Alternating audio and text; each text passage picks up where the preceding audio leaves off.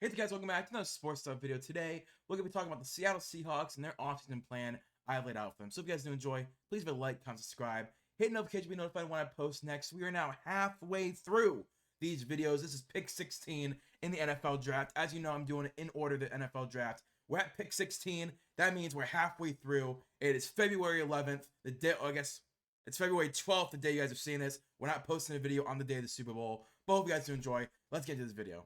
Seattle Seahawks offseason plan. So obviously, they hired Mike Macdonald as their new head coach.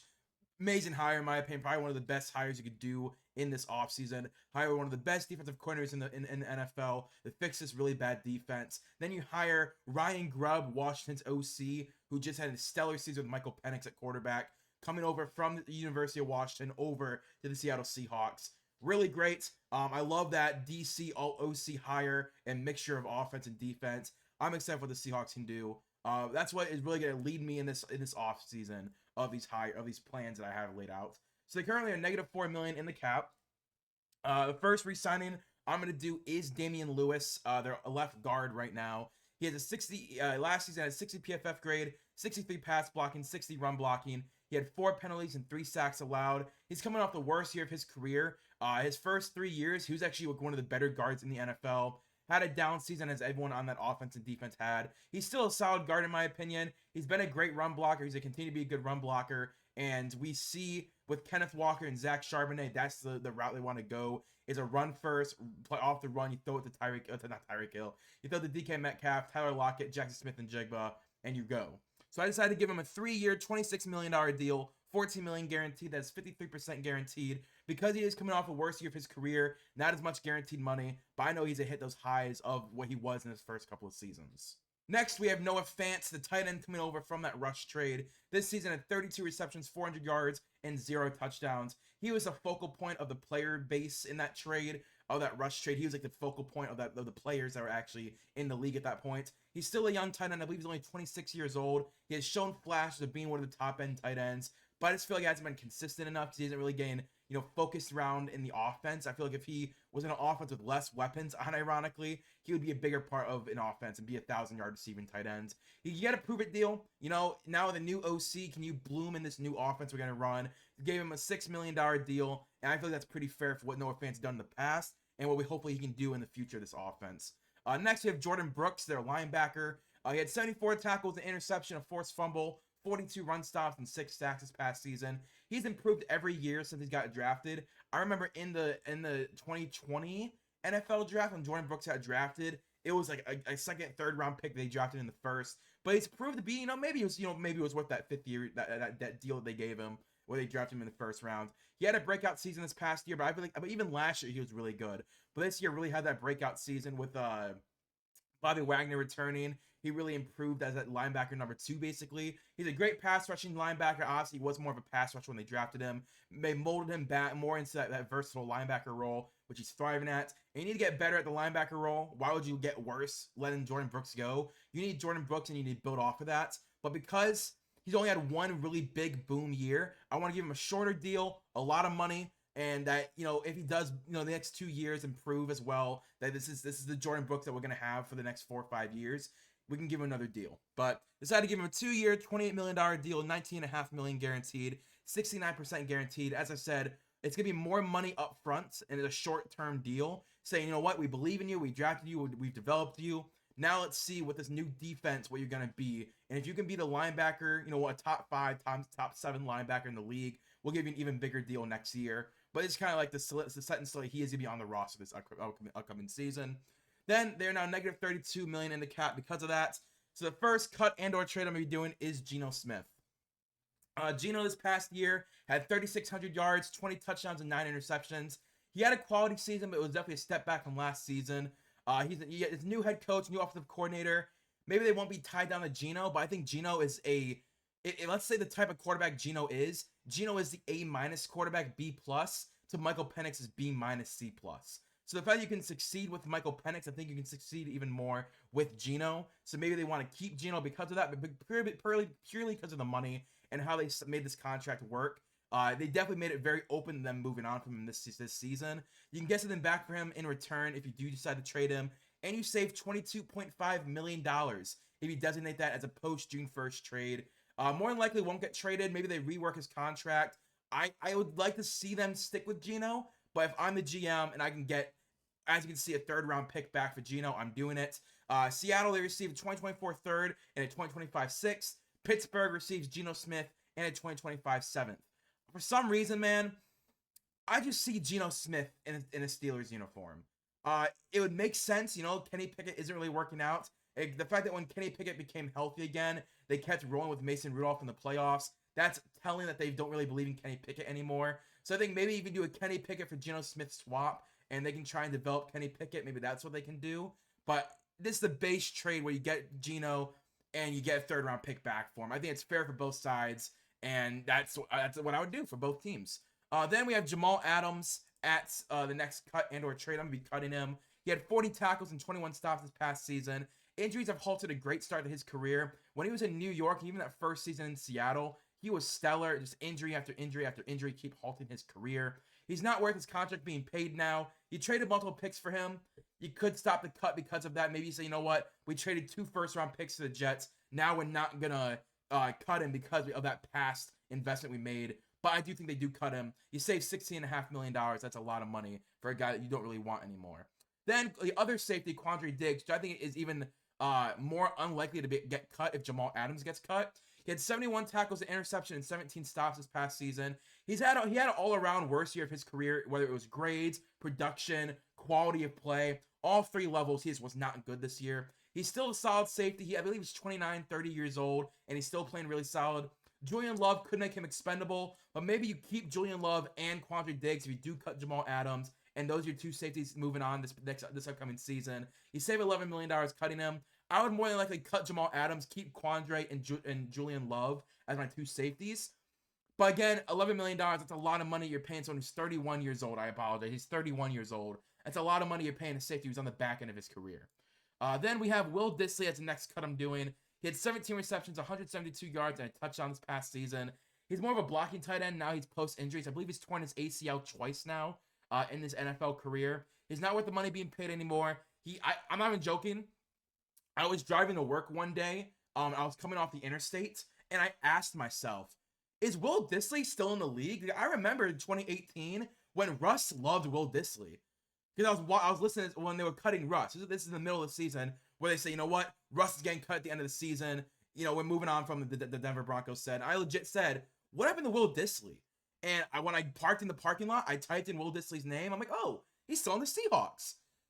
That's the impact he's having for the Seahawks at this point. You save $7 million cutting him. Maybe he's definitely one of the better blocking tight ends in the league, but he's not worth $7 million. Then the restructures I'm going to be doing, again, when I do restructures, I always say, is this player going to be on the team in 2 years? Tyler Lockett is past his prime of, you need to trade him, get the most you can out of him. So I think he's going to be on the team until he retires. I restructured him for $7 million, and DK is definitely not going anywhere. I decided to restructure him for $6 million. You get $13 million back in cap space. So going into free agency, you have $38.7 million, which I think is a really good amount of money for this team. And the first sign I'm doing is Jake Browning.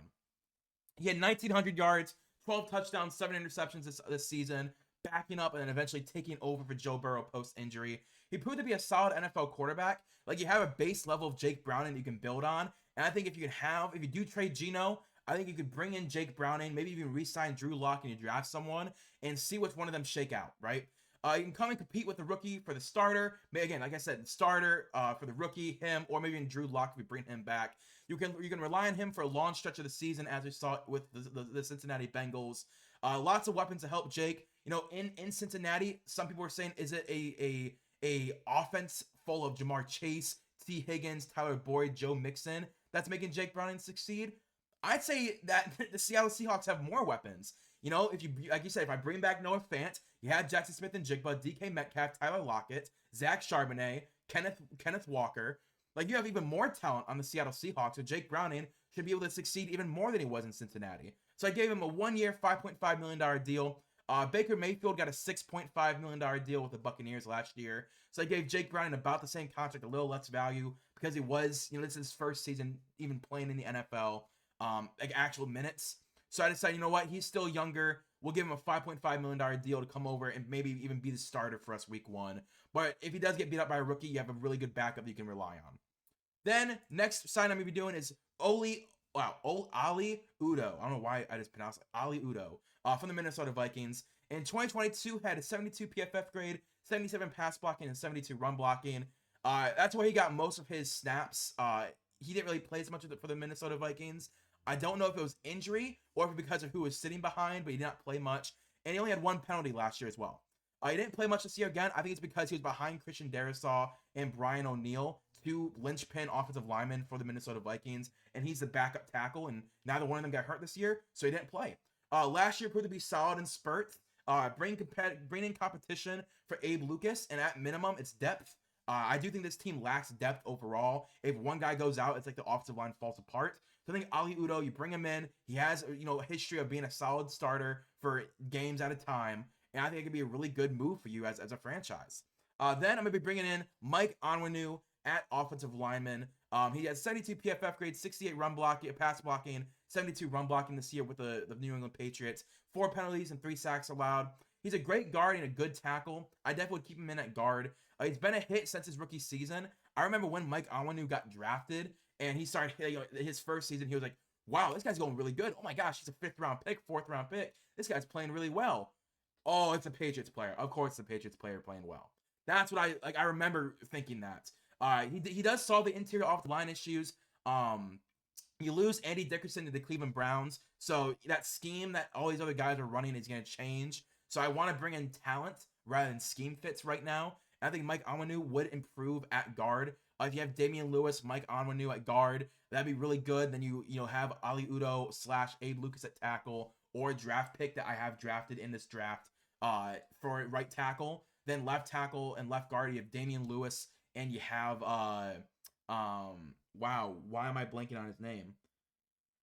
Charles Cross at left tackle. You've improved this offensive line. That was a really big issue with this team this year. They couldn't run the ball. They couldn't throw the ball, mainly because they didn't have time to do any of that. So solve the offensive line issues. I gave him a 3-year, $46 million deal, $24.5 million guaranteed. That is 53% of it guaranteed. I think that's pretty solid for what Mike Onwenu can bring for you day one.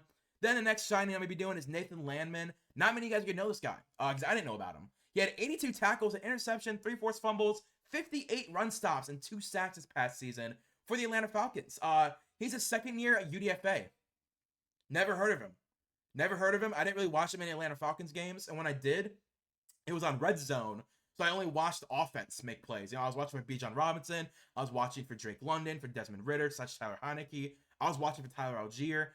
I was watching Red Zone for them. So I didn't really watch a lot of their defense. I know that Jesse Bates had a great year. AJ Terrell had a solid year. I didn't know about Nathan Landman, though. He's a great find by Atlanta. Good on them for a 2nd-year UDFA player performing this well in their defense.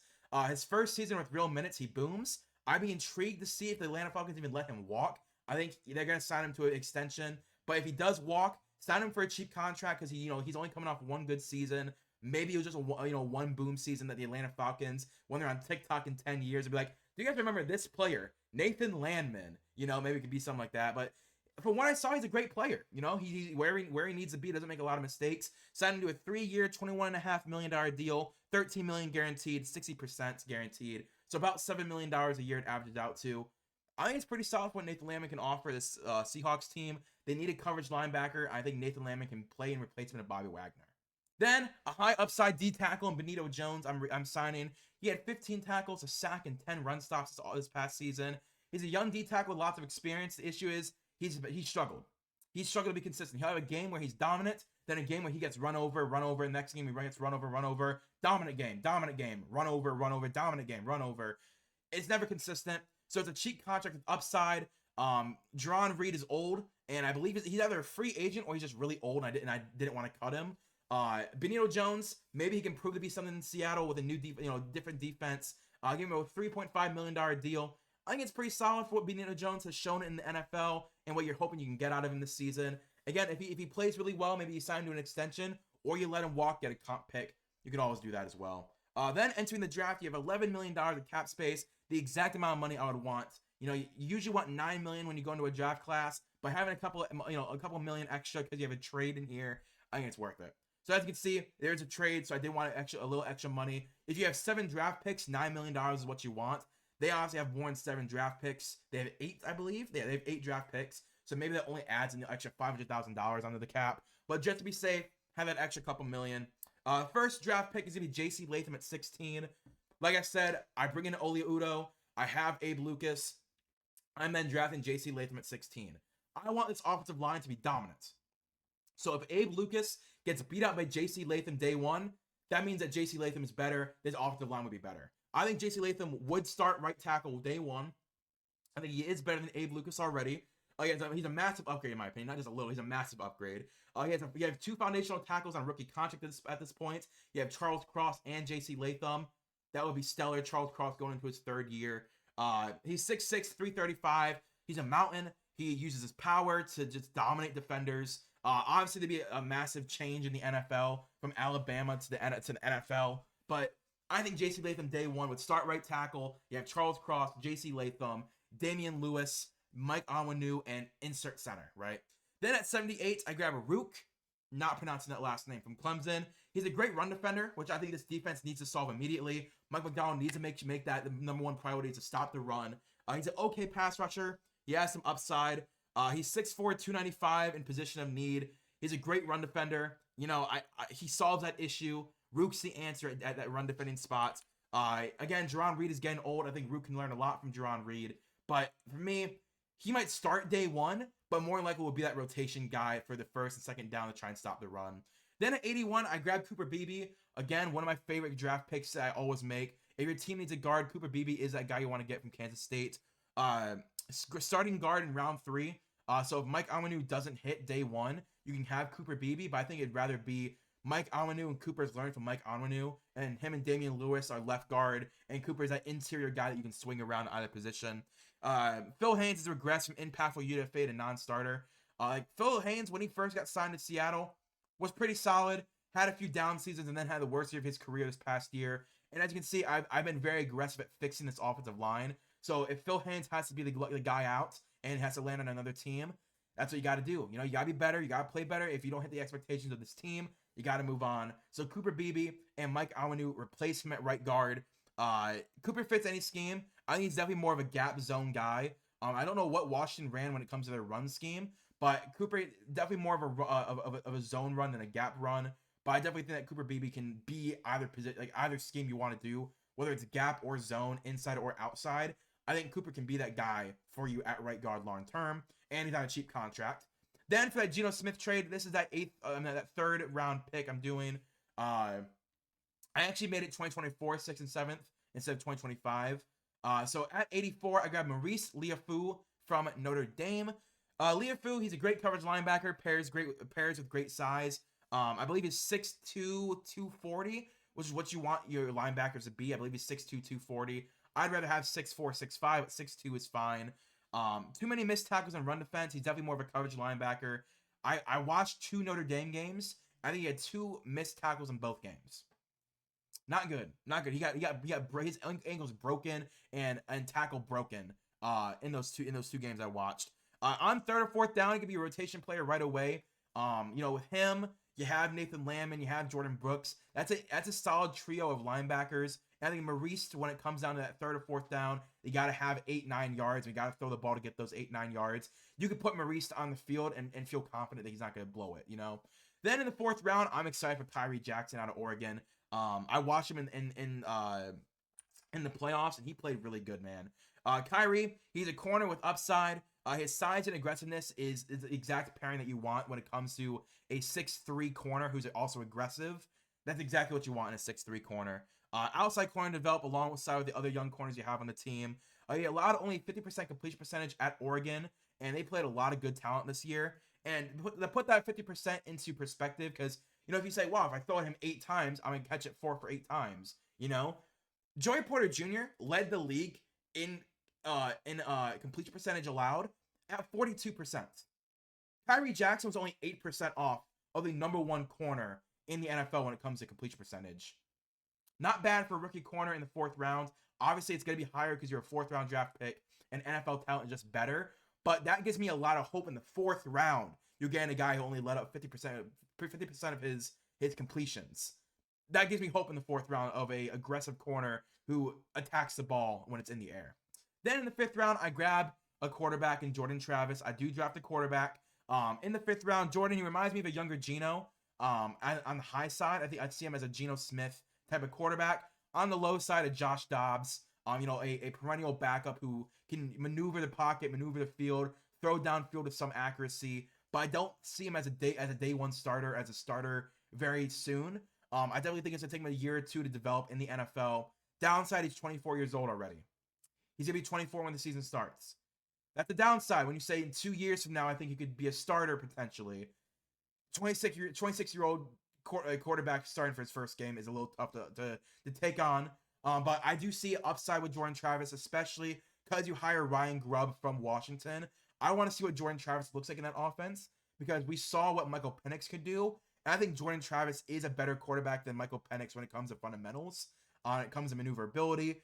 I think Michael Penix might be a little bit better when it comes to deep ball, but I think Jordan Travis beats him out in a lot of categories. So I want to see what this offense could do with a Jordan Travis quarterback. Because again, high upside, Geno Smith. Low, his base is a Josh Dobbs. Not bad in the 5th rounds because we really traded Josh Dobbs twice this year for 2 5th-round picks. Like, he got traded for a 5th-round pick, then got traded again for a 5th-round pick.